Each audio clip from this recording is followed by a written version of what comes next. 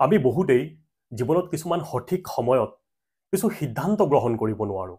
ভাবোঁ ভাল হ'ব নে বেয়া হ'ব, লাভ হ'ব নে লোকচান হ'ব, ছাকচেছ পাম নে ফেইলৰ হ'ম, সমাজে কি ভাবিব, আগুৱাই যাব পাৰিম নে নোৱাৰোঁ।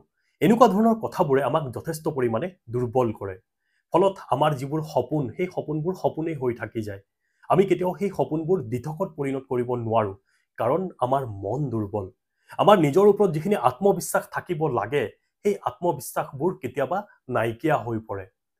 পৰৱৰ্তী সময়ত ভাবোঁ যে যোৱাবাৰ মই যদি এই সিদ্ধান্তটো গ্ৰহণ কৰিব পাৰিলোঁ হয়, হয়তো মই আজি ছাকচেছ হ'লোঁ হয়। বিজনেছ কৰিব গ'লে ছেম কণ্ডিশ্যন, আমি বহু কথা ভাবি পেলাওঁ, লাভ হ'ব নে লোকচান হ'ব। কাম কৰাৰ আগত বহু কথা আমি ভাবোঁ, আনৰ পৰামৰ্শ লওঁ। আৰু আমাৰ সমাজততো এনেকুৱা ব্যক্তি আছেই যে পজিটিভো কথা কয় আৰু নিগেটিভ কথা বেছিকৈ কয়। আৰু যেতিয়া আমাৰ কথাবোৰ শুনো, আমি কেতিয়াবা ডিমটিভেট হওঁ যে বিজনেছ নকৰোঁৱে নেকি। ৰাজনৈতিক ক্ষেত্ৰখনত ছেম কণ্ডিশ্যন, বহু এনেকুৱা ব্যক্তি আছে যে নিজকে ভাল কাৰ্যকৰ্তা বুলি কয়, কিন্তু সভা সমিতিৰ ফ্ৰণ্টত যাব নিবিচাৰে। তেখেতসকলে ভাবে যে মঞ্চত বহি থকা মানুহখিনিয়ে যদি মোক কিবা সুধি দিয়ে, মইতো একো ক'ব নোৱাৰোঁ, কাৰণ মই সমাজৰ আগত কথাই ক'ব নিবিচাৰোঁ।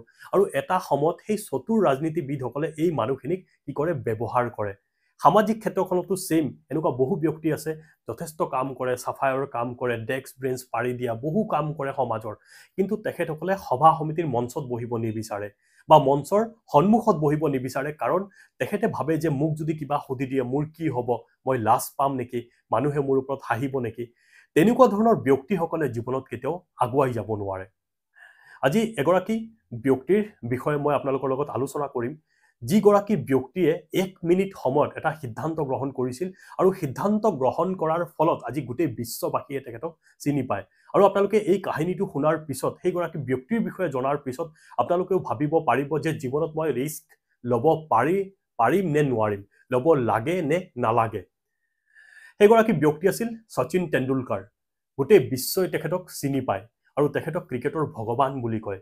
আজি তেখেতে ক্ৰিকেটৰ ভগৱান কেনেকৈ হ'ল, আজি তেখেতক লগ পাবৰ কাৰণে মানুহে হাহাকাৰ কৰি থাকে, তেখেতৰ অট'গ্ৰাফি পাবৰ কাৰণে মানুহে ৰৈ থাকে। সেইগৰাকী ব্যক্তিক আমি নতুন প্ৰজন্মই আইডল হিচাপে গ্ৰহণ কৰোঁ, কিন্তু আমি তেখেতৰ বিষয়ে নাজানো তেখেতে কেনেকৈ শচীন তেণ্ডুলকাৰ হ'ল। সময় আছিল 1998 চন, স্থান আছিল পাকিস্তান। যেতিয়া ভাৰত আৰু ইণ্ডিয়াৰ মাজত ক্ৰিকেট খেল চলি আছিল, টেষ্ট মেচ চলি আছিল, সেই সময়ত যেতিয়া শচীন তেণ্ডুলকাৰ বেটিঙত গ'ল, তেখেতৰ বয়স আছিল মাত্ৰ 16 বছৰ। আৰু পাকিস্তানৰ যিসকল প্লেয়াৰ আছিল, তাৰ ভিতৰত ৱাকাৰ, ইউনিছ, ৱাছিম আক্ৰম, তেখেতসকলৰ নিচিনা বেগী বলাৰ, বিশ্বৰ আটাইতকৈ ফাষ্ট বলাৰ বুলি কয় তেখেতসকলক।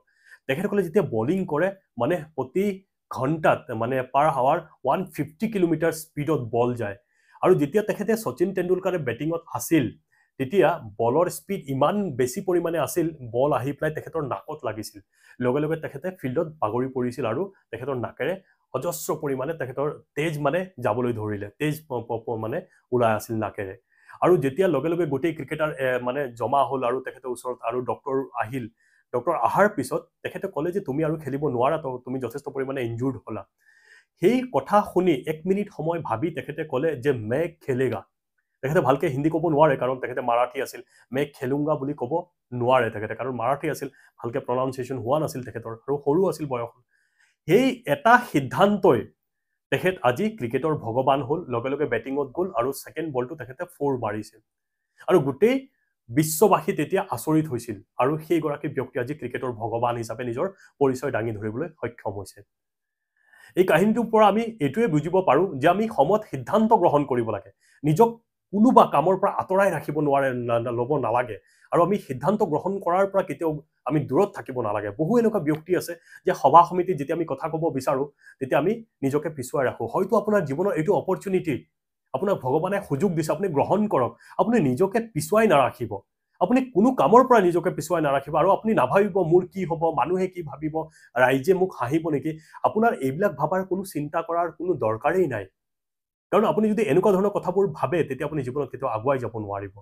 আপুনি সিদ্ধান্ত গ্ৰহণ কৰক, নিৰ্ণায়ক ভূমিকা আপুনি গ্ৰহণ কৰিব নালাগে। কি হ'ব, ভাল হ'ব, বেয়া হ'ব, আপোনাৰ কপালত যি লিখা আছে তাকেতো হ'বই। সেইকাৰণে আপুনি কি সিদ্ধান্ত গ্ৰহণ নকৰিব নেকি? আজি যিসকল ব্যক্তিয়ে পৃথিৱীত ইতিহাস ৰচনা কৰিছে, তেখেতসকলে সঠিক সময়ত সঠিক সিদ্ধান্ত গ্ৰহণ কৰিছে। ভগৱানে সকলোকে অপৰচুনিটি দিয়ে, কোনোবাই গ্ৰহণ কৰিব পাৰে, কোনোবাই নোৱাৰে।